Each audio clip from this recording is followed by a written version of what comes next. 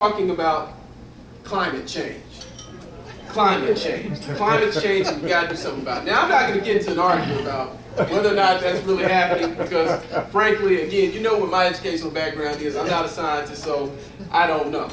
But what I do know is this proposal that's pending in Congress right now, this cap and trade legislation.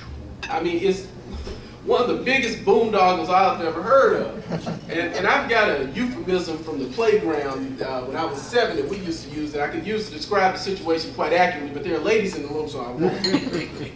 But let me put it to you this way.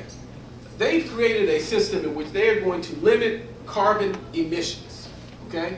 And they're going to hand out permits, a limited number of permits to emit carbon. Now, here's my concern about that.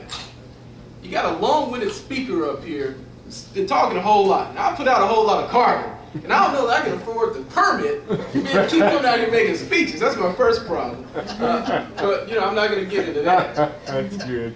But when you start talking about limiting carbon, when you look at who the big emitters are, most of them are the people that produce our energy.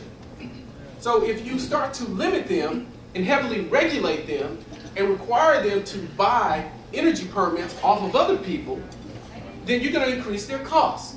And everyone knows what businesses do when their costs go up. They pass them to the consumer.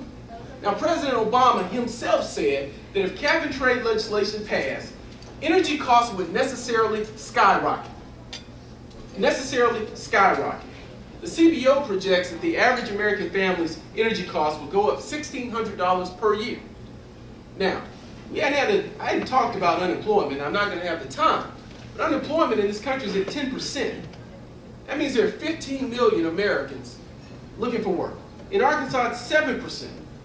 Those aren't just numbers to me. Those are people that I know. Those are hard-working Arkansans who want to support their families that cannot find a job.